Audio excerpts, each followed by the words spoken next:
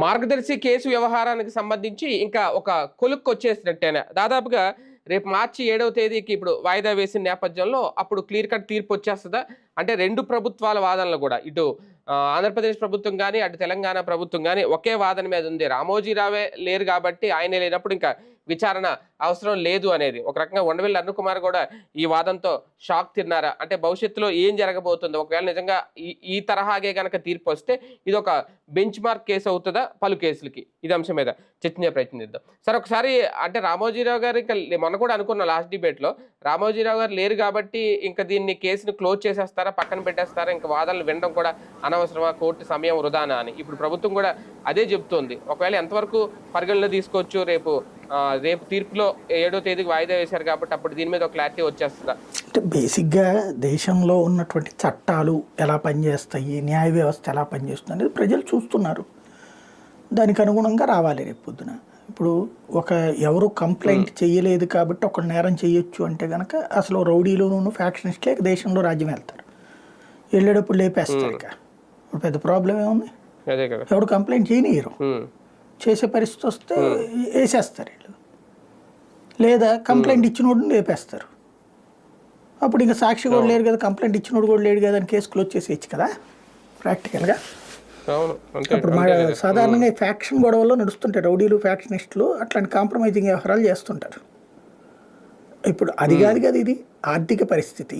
ఆర్థిక పరంగా చూస్తే ప్రభుత్వాలు సరే ఇద్దరు కూడా విధేయత ప్రకటించారు, రెండు రాష్ట్ర ప్రభుత్వాలు కూడా విధేయత ప్రకటించినాయి. దట్ మీన్స్ రామోజీరావు గారి శక్తి ఏంటి, ఈనాడు సంస్థల శక్తి ఏంటి, ప్రపంచ చరిత్రలో మరెవరూ చేయలేనటువంటి స్థాయికి ఎలాగ వెళ్ళారు వాళ్ళు, దేశ రాజకీయాలని అంటే రాష్ట్ర రాజకీయాలను సుదీర్ఘకాలం పాటు ఎలా శాసించారు అన్నటువంటి మరొకసారి ప్రస్ఫుటం అవుతుంది.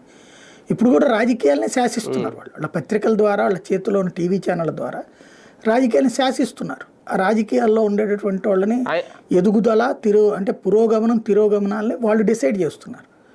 కాబట్టి ఆయన లేకపోయినా ఆయన పవర్ కనిపిస్తుంది. అంటే ఆ వ్యవస్థ పవర్ ఇంకా పోలేదు కదా. అంటే ప్రింట్ మీడియా, ఎలక్ట్రానిక్ మీడియా రెండు పవర్ కూడా అప్పటి నుంచి ఇప్పటిదాకా నడుస్తూ వచ్చింది.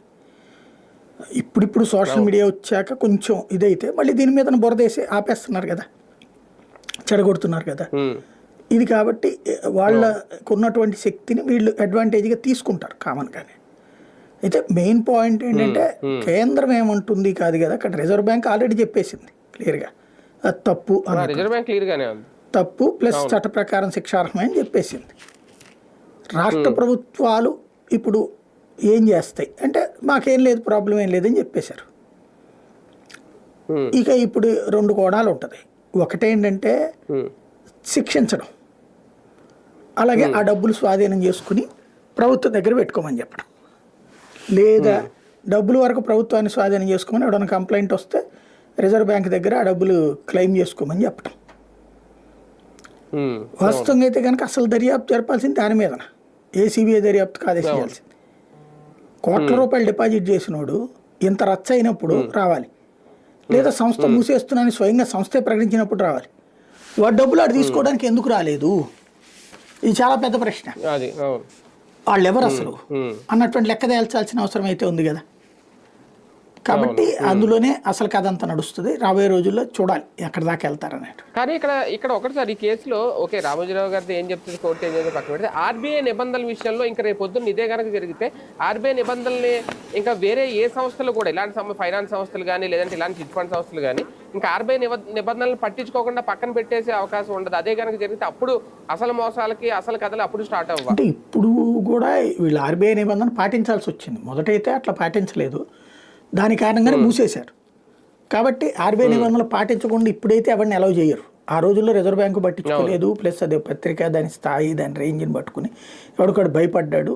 అది మొండిగా నిలబడ్డాడు గవర్నమెంట్ రావడం మూలంగా నడిచింది. లేకపోతే కనుక ఆ రోజుల్లోనే శిక్ష పడి ఉండేది. అదే మామూలుగా అయితే కనుక ఏ మామూలు ఫైనాన్స్ కంపెనీ అయితే ఇప్పటికి అరెస్ట్ చేసి జైల్లో పెట్టి కథ అంతా నడిపించేవాళ్ళు. ఇంకో లేదా వేరే రాష్ట్రంలో నడిచేది. మనకి ఇక్కడ ఉమ్మడి రాష్ట్రం నుంచి కూడా అదొక రాజ కుటుంబంలాగా వెలుగొందుతోంది కాబట్టి రాజగురువు గారి కుటుంబంలాగా నడుస్తుంది అది. దాంట్లో వాళ్ళకి వ్యతిరేకంగా వచ్చినటువంటి ప్రభుత్వం అప్పుడే చిన్న యాక్టివిటీ జరిగింది. ఆ తర్వాత వచ్చిన రోషయ్య దాన్ని వదిలేశాడు. తర్వాత వచ్చినటువంటి కిరణ్ కుమార్ రెడ్డి వదిలేశాడు వాళ్ళ పట్ల విధేయతతోనే.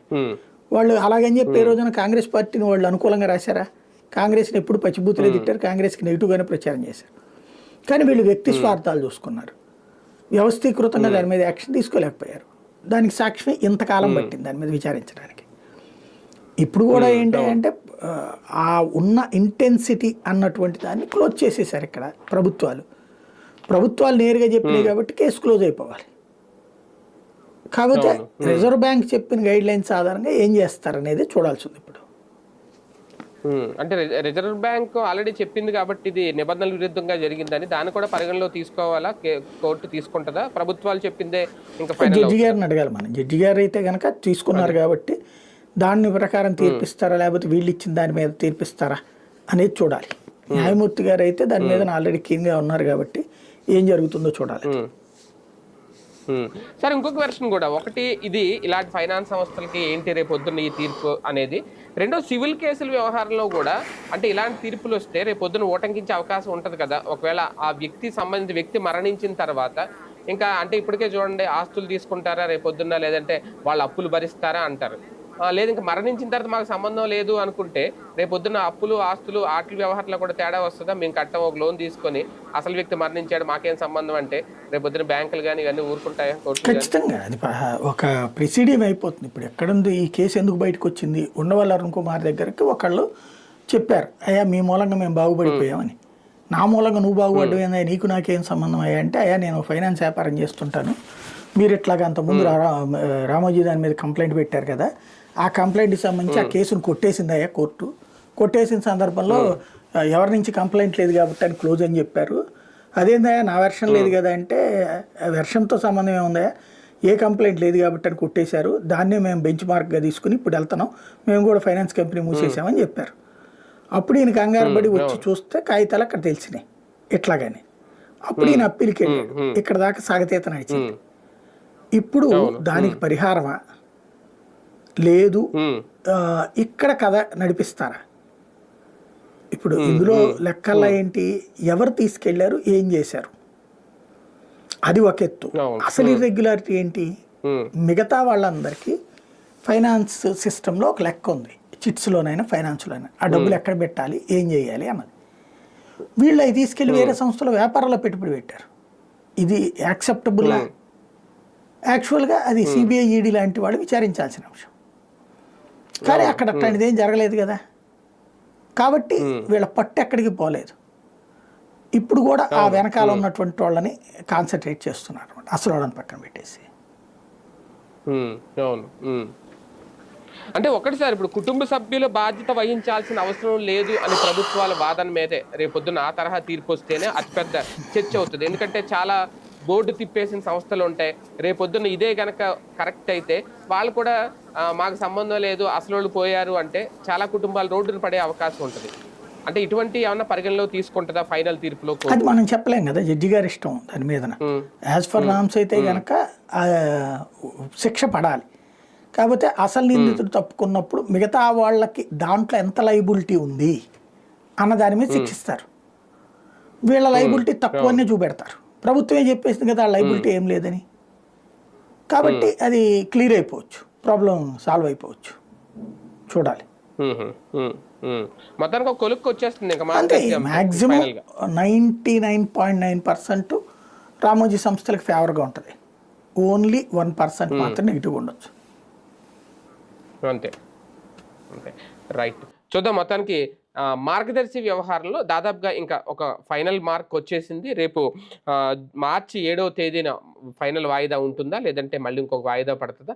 అప్పుడు కనుక ప్రభుత్వం అయితే ఇప్పుడు చాలా క్లియర్గా ఉంది. రెండు ప్రభుత్వాలు రామోజీయే లేరు కాబట్టి ఇంకా దీని మీద విచారణ కూడా అనవసరమని తేల్చెప్పేసింది. కాకపోతే రిజర్వ్ బ్యాంకు నిజంగా తమ నిబంధనలు ఉల్లంఘించారని చెప్తున్న నేపథ్యంలో దాని మీద సంస్థను బాధ్యులను చేస్తారా, ఇప్పుడున్న వాళ్ళ వారసులను బాధ్యులు చేస్తారా, లేదంటే ఏం జరుగుద్ది, కోర్టు తీర్పు ఎలా ఉండబోతుంది?